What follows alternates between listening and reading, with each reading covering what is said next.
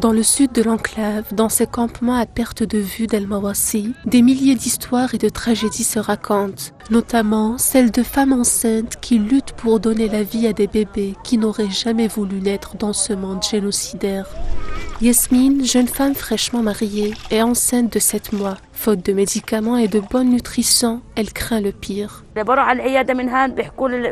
Quand je vais à la clinique ou à l'hôpital, on me dit que c'est dû à la malnutrition et que par conséquent, je perds du poids. On me dit tous qu'il faut manger et se reposer, mais où peut-on se nourrir? Les frontières sont fermées et il n'y a rien. Les sous-populaires, je vous le dis, n'aident pas une femme enceinte.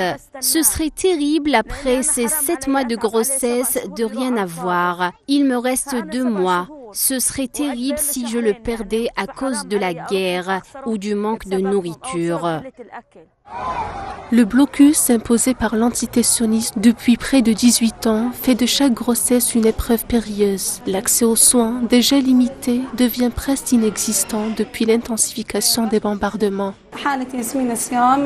Yasmine attend son premier enfant. Elle est censée être heureuse avec son bébé. Elle est venue chez nous à cause d'une mauvaise alimentation et de mauvaises conditions de vie. Elle souffre d'une grave inflammation, de signes de travail prématuré et elle risque de perdre son bébé à cause de tout cela.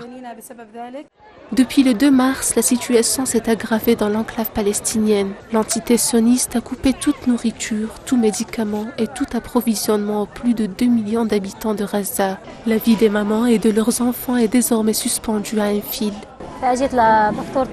Je suis venue voir Médecins sans frontières parce que j'avais des douleurs abdominales. J'ai consulté la gynécologue obstétricienne et elle m'a dit que le bébé était en sous-poids parce que je souffrais de malnutrition. Tout cela est dû aux conditions difficiles dans lesquelles nous vivons. Nous n'avons pas de nourriture et l'eau n'est pas potable.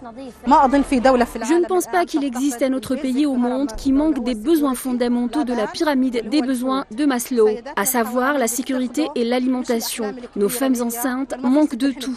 Elles ne rêvent que d'une chose, une grossesse sans risque pour pouvoir survivre avec leur bébé et finir en sécurité. Aujourd'hui, ces femmes sont confrontées à des conditions catastrophiques qui ne cessent de se détériorer.